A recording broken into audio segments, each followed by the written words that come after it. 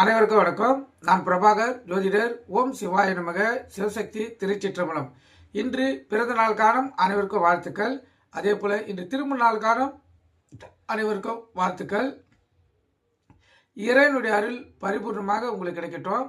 உங்களுடைய மனம் எதை என்னை ஆசைப்படுகிறதோ அந்த ஆசை நிறைவேறட்டும் என்று எம்பெருமான் சிவபெருமானிடம் அடியேன் வேண்டிக் கொள்கிறேன். இப்போ நான் என்ன சொல்ல போறேன்னா, இது ஒரு பெண் ஜாதகத்தில் எச்சரிக்கை ஜாதக அமைப்பு. ஏற்கனவே ஒரு பதிவு சொல்லியிருக்கேன். ஏன்னா இதெல்லாம் பெண் குழந்தையை வைத்திருக்கவங்க கவனமாக தெரிஞ்சு கொண்ட விதி. அதனால் இந்த விதியை சொல்கிறேன், கருத்தில் கொண்டு நீங்கள் பயன்படுங்க.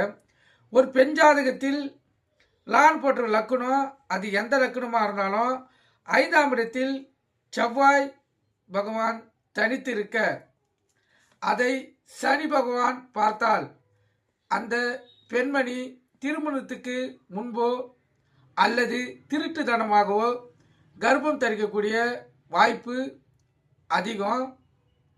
அதுபோல் வாய்ப்பு ஏற்பட்டு அவமானப்படக்கூடிய வாய்ப்பு ஏற்படும்.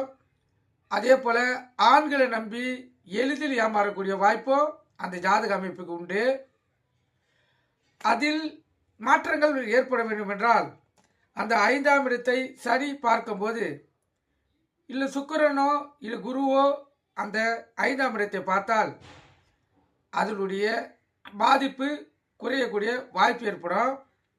அதுபோல தனித்து 5ஆம் இடத்தில் செவ்வாய் இருக்க சனி பகவான் பார்த்தால் அந்த தாய் தந்தர்கள் அந்த பெண் விஷயத்தில் மிகவும் கவனமாக இருக்கணும், விழிப்புணர்வோடு இருக்கணும்.